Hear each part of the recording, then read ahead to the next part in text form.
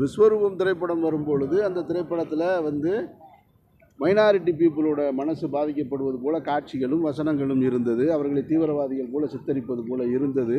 அதனால் படம் பார்த்தவங்க அந்த எதிர்ப்பு தெரிவித்தாங்க. ஜனநாயகத்தில் என்ன இருக்குன்னு யாருக்குமே தெரியாது. அது ஒரு ஹிடன் அஜெண்டாவாகவே தான் இருக்குது. ஏன்னா அது ஒரு ரீமேக் ஃபிலிம்.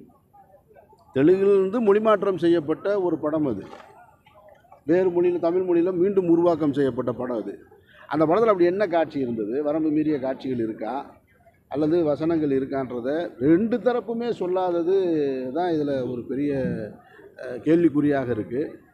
ஒன்று, தணிக்கைத்துறை சொல்லணும் இந்தந்த காட்சிகள் இருக்குது, இதெல்லாம் வந்து இதை கட் செய்யணும் அப்படின்னு சொல்லணும். முதல்ல தணிக்கைத்துறை என்பது, நான் மீண்டும் உங்களுக்கு நினைவுபடுத்த விரும்புகிறேன், காட்சிகளை கத்தரிப்பதற்கான அதிகாரம் தணிக்கைத்துறைக்கு கிடையாது. அது சென்சார் போர்டு தான். அது சர்டிஃபிகேட் ஆஃப் போர்டு தான். அது ஒரு தகுதி சான்றிதழ் தான் கொடுக்கணும். இது ஏ சர்டிஃபிகேட்டு, இது யூ சர்டிஃபிகேட்டு, இது யூஏ சர்டிஃபிகேட்டுன்னு கத்தரிங்கன்னு சொல்லிவிட்டு அஃபீஷியல் லெட்ரு கொடுக்கவே மாட்டாங்க. அது உங்களுக்கு தான் தெரியுமான்றது தெரில.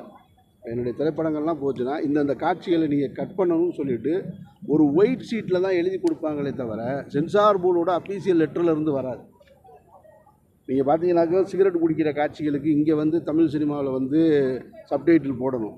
ஹிந்தியிலேருந்து வர்ற படங்களுக்கு மது அருந்துகிற காட்சிகளுக்கு எதுவுமே இருக்காது. ஆனால் சென்ட்ரல் போர்டு, பேருக்கு சென்ட்ரல் போர்டு, ஆனால் ஸ்டேட் கவர்மெண்ட்டில் ஒரு ரூல் இருக்குது, நார்த் இந்தியாவில், இங்கே தமிழ்நாட்டில் ஒரு ரூல் இருக்குது, நார்த் இந்தியாவில் ஒரு ரூல் இருக்குது. இதையே ஏற்கனவே இங்கே இருக்கிற திரைப்படத்துறை சார்ந்த தயாரிப்பாளர் சங்கம் யாரும் கேட்டாங்களான்னு தெரியாது.